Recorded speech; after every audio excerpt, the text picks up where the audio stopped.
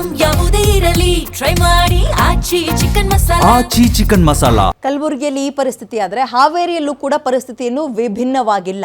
ಹಾವೇರಿಯಲ್ಲೂ gas ಸಿಲಿಂಡರ್ನ ಹಾಹಾಕಾರ ಹೆಚ್ಚಾಗ್ತಾ ಇದೆ. ಸಿಲಿಂಡರ್ ಕೊಡಿ ಅಂತ ಗ್ಯಾಸ್ ಏಜೆನ್ಸಿಗೆ ಜನ ಮುಗಿ ಬೀಳ್ತಾ ಇದ್ದಾರೆ.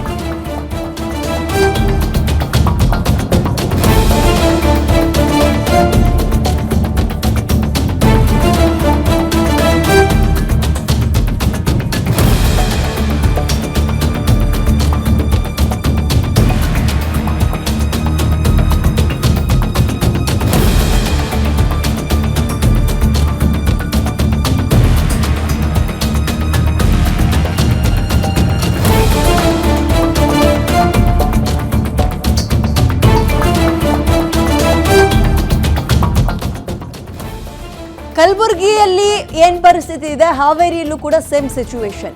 ಹಾವೇರಿ ನಗರದ ಮಾಗಾವಿ ಗ್ಯಾಸ್ ಏಜೆನ್ಸಿಯಲ್ಲಿ ಸಿಲಿಂಡರ್ಗಾಗಿ ಜನ ಪರದಾಡ್ತಾ ಇದ್ದಾರೆ. ಸಿಲಿಂಡರ್ ಇಲ್ಲ, ಮನೇಲಿ ಅಡುಗೆ ಮಾಡಕ್ ಆಗ್ತಾ ಇಲ್ಲ ಅಂತ ಗೋಳು. ಊಟ ಮಾಡೋಕ್ಕೆ ಹೋಟೆಲ್ಗಳು ಕೂಡ ಇಲ್ಲ. ಏನು ಉಪವಾಸ ಸಾಯ್ಬೇಕಾ ನಾವುಗಳು ಅಂತ ಕೇಳ್ತಾ ಇದ್ದಾರೆ ಜನ. ಈಗ ನಮಗೆ ತುಂಬ ಕಷ್ಟ ಆಗ್ತಾ ಇದೆ, ತಮ್ಮ ಕಷ್ಟ ಹೇಗಿದೆ, ತಮ್ಮ ನೋವೇನು, ಮನೆಯಲ್ಲಿರುವಂತಹ ಪರಿಸ್ಥಿತಿ ಏನು ಆ್ಯಂಡ್ ಅವರಿಗೆ ಆಗಬೇಕಾಗಿರೋದೇನು, ಇದ್ರ ಬಗ್ಗೆ ಗ್ಯಾರಂಟಿ ನ್ಯೂಸ್ ಜೊತೆಗೆ ಮಾತಾಡಿದ್ದಾರೆ ಅವರು. ಕೇಳೋಣ.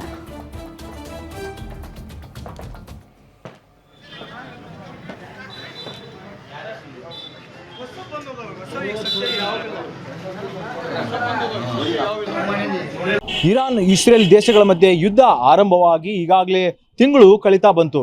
ಈ ಹಿನ್ನೆಲೆಯಲ್ಲಿ ಹಾವೇರಿ ಜಿಲ್ಲೆಯಲ್ಲಿ ಹಾಹಾಕಾರ ಮುಂದುವರೆದಿರುವಂಥದ್ದು. ಅದು ಏನು ಅಂತಂದ್ರೆ LPG ಗ್ಯಾಸ್ ಸಂಬಂಧ. ಈಗ ನಾನು ನಗರದಲ್ಲಿರುವಂತಹ ಮಾಗಾವಿ ಗ್ಯಾಸ್ ಏಜೆನ್ಸಿ ಬಳಿ ಇರುವಂಥದ್ದು. ಈಗಾಗಲೇ ಜನರು ತುಂಬಾ ರೀತಿಯಾಗಿರ್ತಕ್ಕಂಥ ಸಿಲಿಂಡರ್ಗಾಗಿ ಮುಗಿಬಿದ್ದಿರುವಂಥದ್ದು. ಒಳಗಡೆ ಹೋಗುವಂತಹ ಪ್ರಯತ್ನವನ್ನ ನಮ್ಮ ಕ್ಯಾಮರಾಮನ್ ಕೂಡ ಮಾಡ್ತಾರೆ. ಇಲ್ಲಿ ನೋಡ್ತಾ ಇರ್ಬೋದು ಜನರು ಯಾವ ರೀತಿಯಾಗಿರ್ತಕ್ಕಂಥ ಬುಕ್ಕಿಂಗ್ ಮಾಡೋದಕ್ಕೆ ಬಂದು ಈಗಾಗಲೇ ಹಾಹಾಕಾರದಿಂದ ಬಂದು ನಮಗೆ ಸಿಲಿಂಡರ್ ಸಿಗುತ್ತೋ ಇಲ್ವೋ ಅನ್ನುವಂತಹ ಒಂದು ಭಯದಲ್ಲಿ ಬಂದು ಈಗಾಗಲೇ ಬುಕ್ಕಿಂಗ್ ಅನ್ನು ಮಾಡ್ತಾ ಇದ್ದಾರೆ.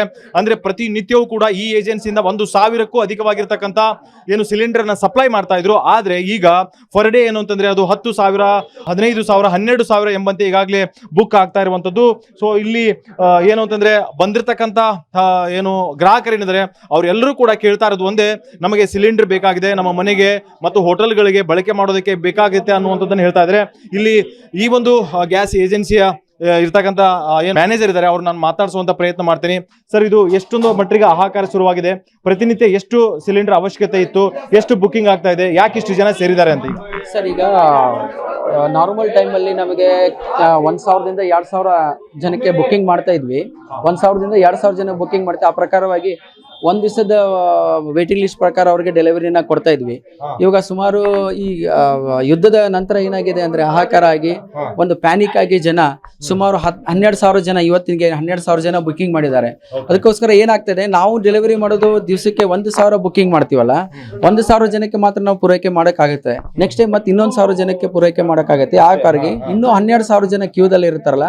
ಸೊ ಆ ಪ್ರಕಾರ ಇವತ್ತು ಒಂದು 10ರಿಂದ 12 ದಿವಸ ಕ್ಯೂ ಅಲ್ಲಿ ಕೊಡ್ತಾ ಇದೀವಿ. ಅಂದ್ರೆ 12 ದಿವಸ ಕ್ಯೂದಲ್ಲಿ ಕೊಡ್ತಾ ಇದೀವಿ ಅಷ್ಟೇ. ಪ್ಯಾನಿಕ್ ಆಗಿ ಎಲ್ಲರೂ ಅಡ್ವಾನ್ಸ್ ಆಗಿ ಬುಕ್ಕಿಂಗ್ ಮಾಡ್ತಾ ಇದ್ದಾರೆ. ಯಾವುದೇ ರೀತಿಯಿಂದ ನಮಗೆ ಮೇಲಿಂದ ಬರ್ತಾ ಇಲ್ಲ ಅನ್ನಂಗಿಲ್ಲ, ಬರ್ತಾ ಇದೆ ಸಿಲಿಂಡರ್. ಬಟ್ 1,000 ನಾವು ಸಿಲಿಂಡರ್ ಮ್ಯಾಕ್ಸಿಮಮ್ ಡೆಲಿವರಿ ಮಾಡ್ತಾ ಇದೀವಿ. ಇನ್ನು ಮಿಕ್ಕಿದ 11,000 ಜನಕ್ಕೆ ಮುಟ್ಸಕ್ಬೇಕಂದ್ರೆ ನಾವು ವೆರಿ ನೆಕ್ಸ್ಟ್ ಡೇನೆ ಮುಟ್ಸ್ಬೇಕು, ಇವತ್ತೇ ಮುಟ್ಸಕ್ ಆಗಂಗಿಲ್ಲ. ಅದೇ ಪ್ಯಾನಿಕ್ ಆಗ್ತಾ ಇದೆ. ಇಲ್ಲೊಬ್ರು ಗ್ರಾಹಕರು ಇರುವಂತದ್ದು. ಸರ್, ನಿಜಕ್ಕೂ ಕೂಡ ಏನಂತಂದ್ರೆ ಗ್ಯಾಸ್ ಏನು ಸಮಸ್ಯೆ ಆಗಿರುವಂತದ್ದು ಎಷ್ಟರ ಮಟ್ಟಿಗೆ ಪರಿಣಾಮ ಬೀರ್ತಾ ಇದೆ ಜನಸಾಮಾನ್ಯರ ಮೇಲೆ? ಸರ್, ಎಷ್ಟು ಮಟ್ಟಿಗೆ ಪರಿಣಾಮ ಬೀಳ್ತಾ ಇದೆ ಅಂದ್ರೆ, ಮನೇಲಿ ಗ್ಯಾಸ್ ಖಾಲಿ ಆದ್ರೂ ಹೊರಗಡೆ ಹೋಟೆಲ್ಗೆ ಹೋದ್ರೆ ಹೋಟೆಲಲ್ಲೂ ದುಬಾರಿ ರೇಟ್, ಡಬಲ್ ರೇಟ್. ಹೋಟೆಲಲ್ಲಿ ತಿನ್ನಕ್ಕಾಗ್ತಾ, ಮನೇಲೂ ಗ್ಯಾಸ್ ಖಾಲಿ ಆಗಿದೆ. ಎಲ್ಲಿ ಊಟ ಮಾಡೋದಂದ್ರೆ ನಮ್ಗೆ ಎಲ್ಲಿ ಊಟ ಮಾಡ್ಬೇಕಂತಾನೆ ಗೊತ್ತಾಗ್ತಾ ಇಲ್ಲ. ನಾವು ಗ್ಯಾಸ್ ಏಜೆನ್ಸಿಗೆ ಬಂದ್ರೆ ಇವತ್ತಿಗೆ 9 ದಿವಸ ಆಯ್ತು ನಾವು ಬುಕ್ ಮಾಡಿ. ಬರುತ್ತೆ ಅಂತ ಇದ್ದಾರೆ. ಅವ್ರ ಪ್ರಾಬ್ಲಮ್ ಅವ್ರು ಹೇಳ್ತಾರೆ, ಯುದ್ಧ ಸ್ಟಾರ್ಟ್ ಆಗಿದೆ, ನಮಗೆ ಪೆಟ್ರೋಲ್ ಮತ್ತು ಆಮದು ಕಡಿಮೆ ಆಗಿದೆ, ಅದರಿಂದ ನಮ್ಗೆ ಶಾರ್ಟೇಜ್ ಆಗ್ತಾ ಇದೆ, ವೇಟ್ ಮಾಡ್ರಿ ಅಂತಾರೆ.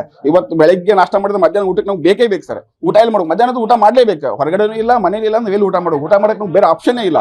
ಇಲ್ಲಾಂದ್ರೆ ಉಪವಾಸ ಇರ್ಬೇಕಷ್ಟೇ. ನಾವು ಜನಸಾಮಾನ್ಯರ ಮಾತಾಗಿರುವಂತದ್ದು ಅಂದ್ರೆ ಗ್ರಾಹಕರದು ಬೇಡಿಕೆ ಒಂದೇ ಆಗಿರುವಂತದ್ದು. ಏನು ಗ್ಯಾಸ್ ಏಜೆನ್ಸಿಗಳು ಏನಿದಾವೆ ಅವರೆಲ್ಲರೂ ಅವ್ರ ಸಮಸ್ಯೆಗಳನ್ನ ಹೇಳ್ಕೊಳ್ತಾ ಇದ್ದಾರೆ.